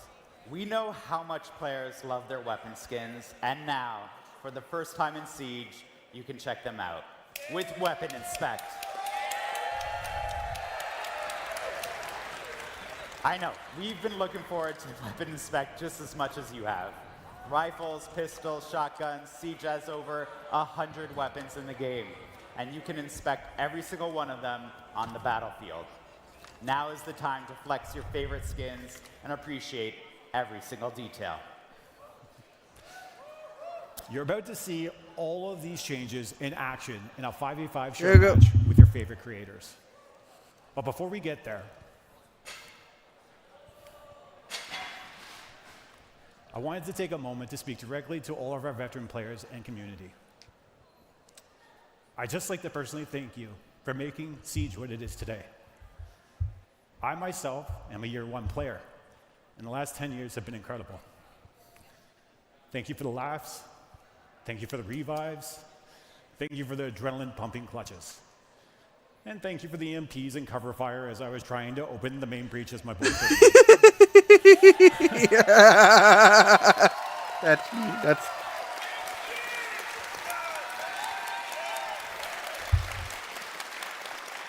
10 years of this game and the moments that have come with it are truly something to celebrate.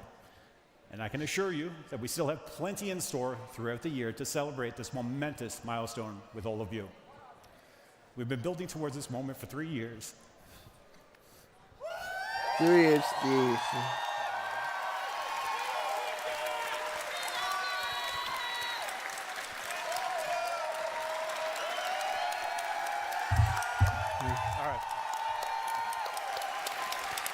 We've been building towards this moment for 3 years, and it feels unreal to finally be able to share it. Siege X marks the beginning of a new era of Rainbow Six Siege. This is our commitment to keeping Siege at the top as the best team-based tactical shooter out there.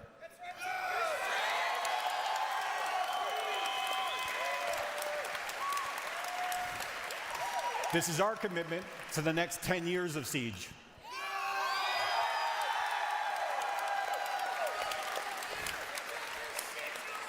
And this is our commitment to you, our players, for being here this whole time.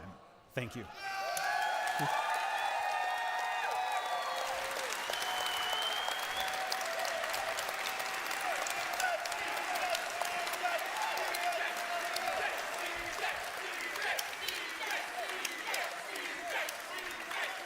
Rainbow Six Siege has changed my life, and I've had many players from around the world tell me the same thing. Siege X is the continuation of this life-changing game. Right. And on behalf of the entire team, who are working so hard to build on the amazing legacy, we would like to thank you all. The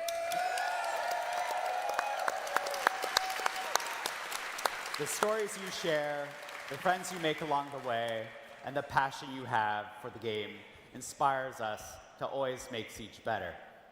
And we have one more announcement. As you know, our esports event, Reload, will take place in Rio de Janeiro, Brazil, this May. And today we can say that we are excited to announce that this will be the first Siege competition ever played on Siege X. Everything we just presented today will be there. The modernized maps, the overhauled audio, the new rappel mechanics, the works. Reload will also be the place for us to share with you the full roadmap for year 10 and give you an idea of what's to come after the launch of Siege X on June 10th. Before we jump into the 5v5 show match, I'm going to pass it over to Patricia.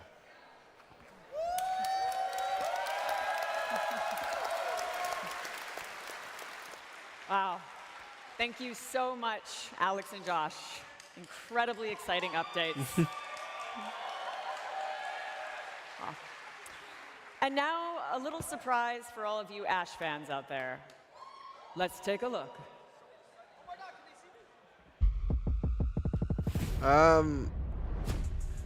That's what I've been trying to figure out.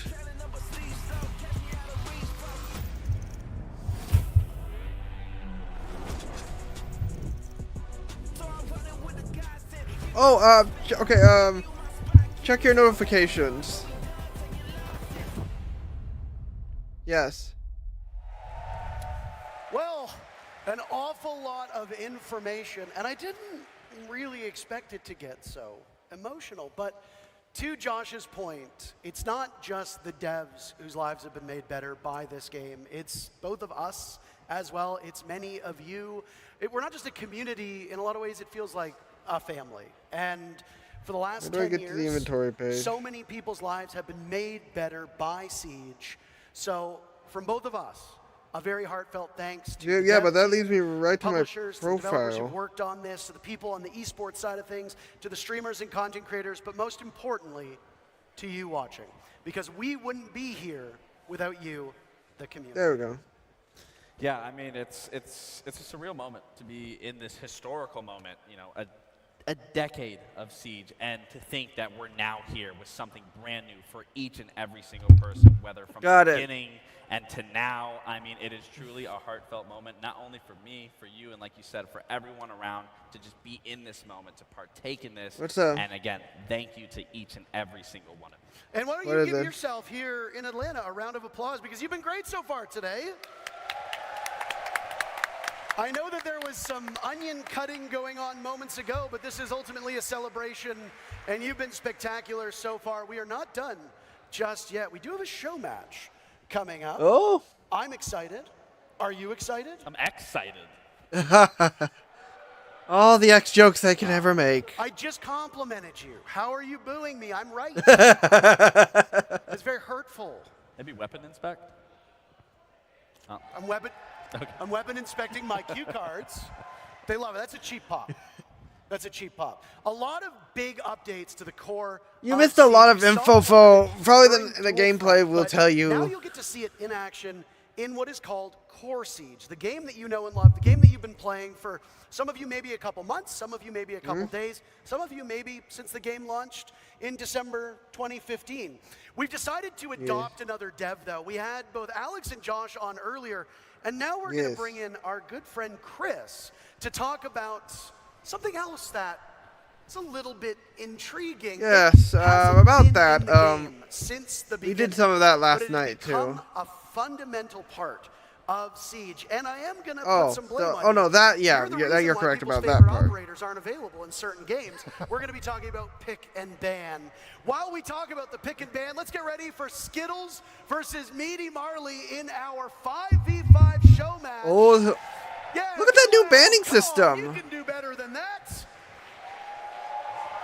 I feel like that was like the same energy. I'm surprised it's not as loud. Chris, there's something very different going on the screen right now. Care to walk us through it?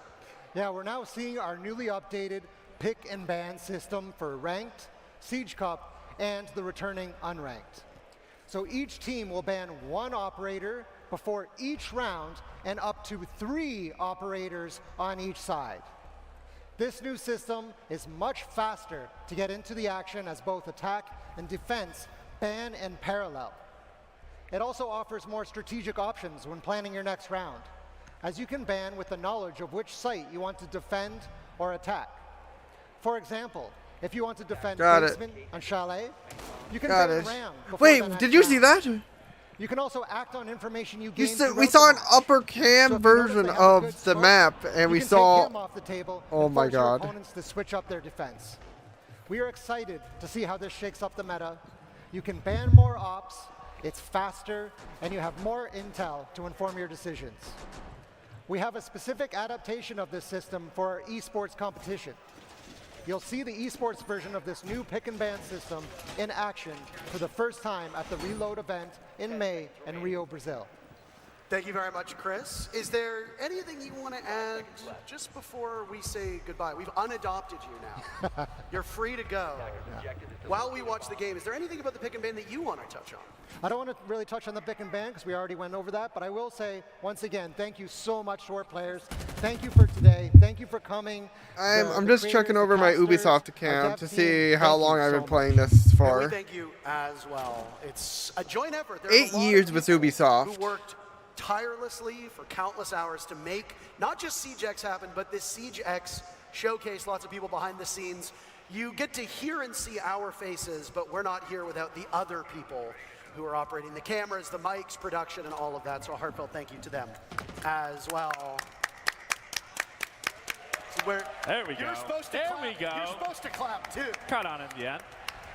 Now, one of the things that was touched on by the devs was that destructible ingredients, and we saw it immediately. Meaty Marley meleeing the fire extinguisher, and another one just went as well. Now, you can wait.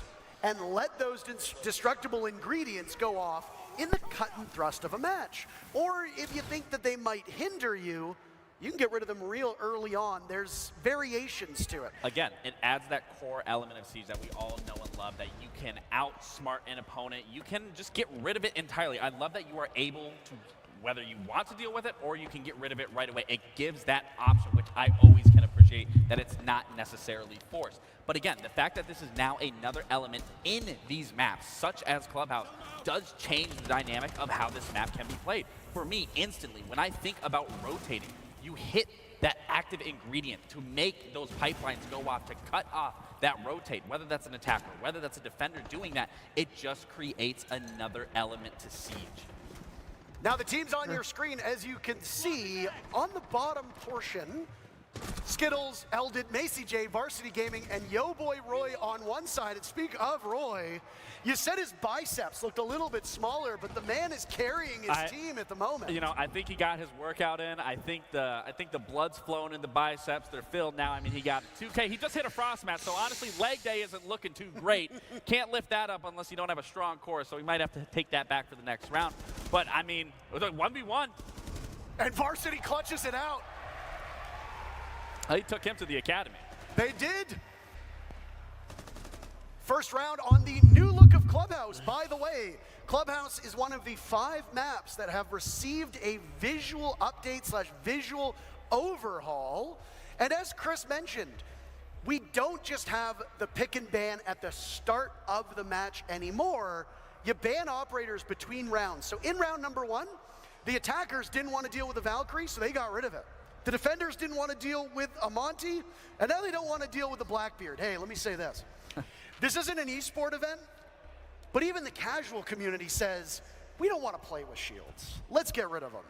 So a Blackbeard ban and a Bandit ban, and the one thing that you can lean upon from your experience playing is a Bandit ban by the attackers comes in because you are expecting your defending opponents to go to a certain bomb site. Now, it looks like Team Meaty Marley will go down to basement, where Bandit isn't necessarily as critical. Kai tends to be a stronger operator here, but no Bandit means that church wall downstairs, it's gonna stay intact and will require some other type of denial, which, by the way, Meaty Marley, his team is not bringing at all.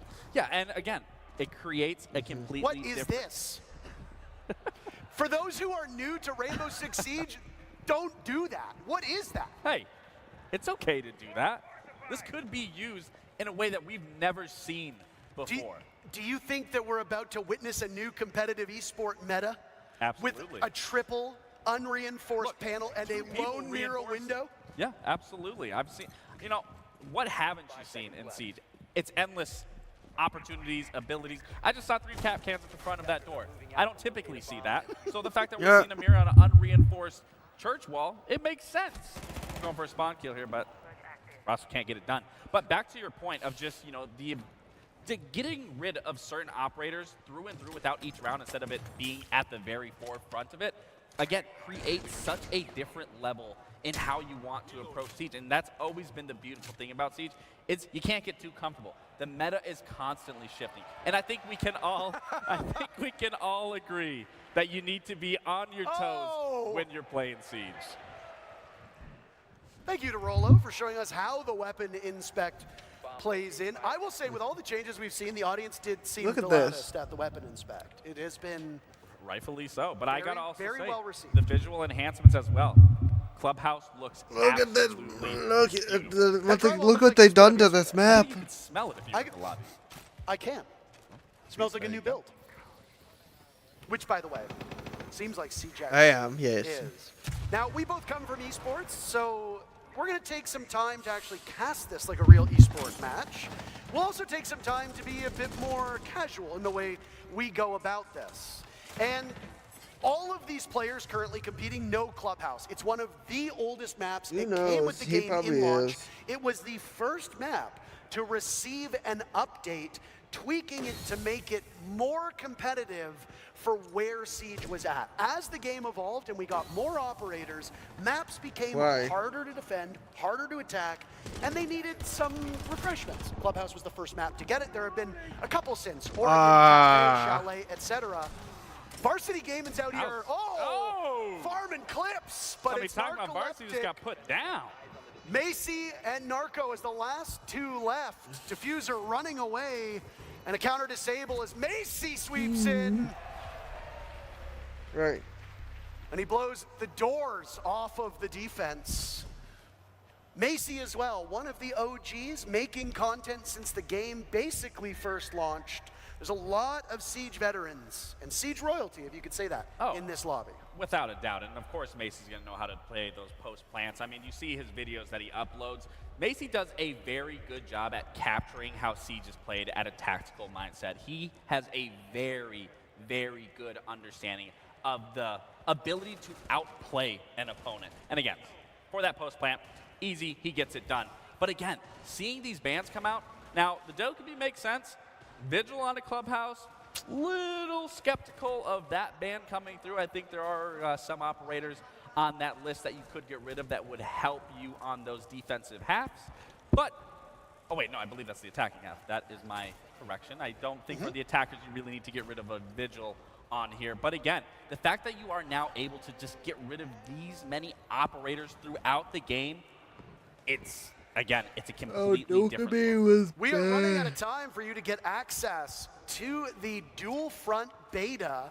So if you are just tuning in, hurry. Link your Ubisoft account with Twitch and then watch either this stream or one of our partnered streamers, and you'll gain access to the beta code after about a half hour or so. You hope that Team Meaty Marley are able to bring this one back, because typically Clubhouse is a defender-sided map. The fact that Team Skittles are already off to the races with 2 rounds is a bit abnormal for what we see out of Clubhouse. But hey, it is a show match. This is not the epitome of competitive, and most importantly, it's not an esports competition. Well, I think it's just, you know, when you look at Roy and you look at Varsity, he's kind of just taking him to school, and Roy's taking him to the gym. You know, they're both educating Team Meaty Marley on some degree. Yeah. It's a cheeky little angle that we just saw from Rolo in a spot that was popularized in esports called the Adam spot, as there was a player named Adam who at one point in time hid there as a Vigil, went undetected, and then got an ace as he came back. What on earth? Atheno capitalizing off of that. Rasco trading back as Varsity gets 1 for Team Skittles. I feel like I caster cursed this team, Gabe, as it's only Yo Boy Roy and Eldid as the last remaining. They'll plunge through the smoke of that fire extinguisher in the hallway. Marley lets the sledge of Yo Boy Roy swing by. We're not even a minute in, but Rolo blows things up with a nitro cell, and Team Meaty Marley is on the board. There we go. Get the 2-piece with the C4 from Rolo. Again, that's going to be a TikTok clip that I'm sure she's going to upload as soon as possible. They're all, they're all farming clips. They're all farming clips. I thought finger. I thought finger. So, as was discussed by Chris, but Gabe, you can touch upon, when you're on attack, you ban a defender. By the way, they did confirm you'll keep everything you've earned. So, gone are whether you want to remove one or the other. Now it's just locked in. You tackle it head on. Team Skittles, whatever bomb site they go to, which looks like it'll be one of the upstairs bomb sites, CCTV and cache, they don't want to deal with the thermite. Thermite is so strong on this bomb site, not just to open up that CCTV wall, but additionally to open up the other portion of the upstairs, which would be the jacuzzi wall or the construction wall. It's going to hinder the attackers. Which we are not only seeing a bandit brought successfully, but we are also seeing that mute just for that little extra bit of reinforcement to make sure that any bit of denial on those walls is going to be warded off. But that goes into, once again, the picks and bans. That the fact that it falls off on the half, that you are now seeing what the other team had to go against, what that defending side wasn't successful with, you can essentially get rid of once you get to that level and know exactly kind of the approach and how you want to play your defenses or how you want to play your attackers just based on that first half. Bombs located by attackers. Looking like it's going to be a pretty default setup from the side of Team Skills. Nothing too crazy here. I am expecting Varsity to either bandit trick this wall, which I think that's what we're going to see here. He's going to bandit trick the server wall. And then the real question is, how is Team Meaty Marley going to play into this attack? For those that are unfamiliar with Siege, and I mean, I suspect there's a few people watching who haven't had full hands-on experience with the game, when you reinforce a wall, it means that you need a specific gadget to cut through that steel reinforcement. Thermite is one of those operators. He was the one that was banned by Team Skittles. You see that Rasco, playing that ace, will have access to it. Atheno also has access to one of those gadgets. When a bandit puts down those batteries, it electrifies the wall, which prevents that hard breach gadget from going off. Varsity just put down a new battery, destroying one of the gadgets, but he wasn't able to get both walls in time. So there is now an opening through that reinforced wall that the attackers can use to their advantage, but holes work both ways. Defenders can use it too.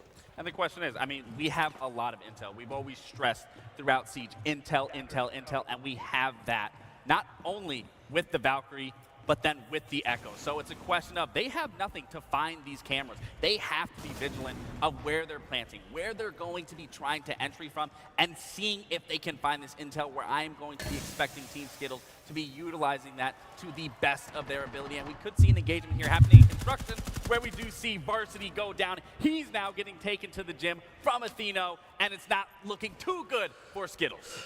I mean, when you're playing on Bandit, your primary job is to keep those walls electrified. And correct. Varsity did that for the most part. To die early, we were about halfway through the round, it's not terrible. I mean, you never want to be the team to give up the first kill. Skittles does trade it back a little bit later, and then Roy will give the advantage to Skittles. They sacrificed Varsity, and I guess the rest of the team was like, yeah, we can play a little bit better. And they very quickly turned this around. Now Skittles is on the board for this round as well. Every single player in the lobby with a kill. The team's evenly balanced to this point. And boy, oh boy, what a heady task for Rasco and Atheno. On the right side of your screen, you see our free cam showing off part of the objective, but Team Skittles is just indomitable. Macy J closing out the round again. Team Skittles had surrendered the previous round to Team Meaty Marley, but Team Skittles going back to a 2-round lead. Again, it's that information game. They're playing beautifully with that. Going for spawn peaks, running out, capitalizing on those moments like we just saw in that last, where Skittles jumps out the window, grabs that kill onto Atheno. So again, this is going to be important when you're going into... I think we'll just call this a mission complete for now. Thank you guys so much for watching.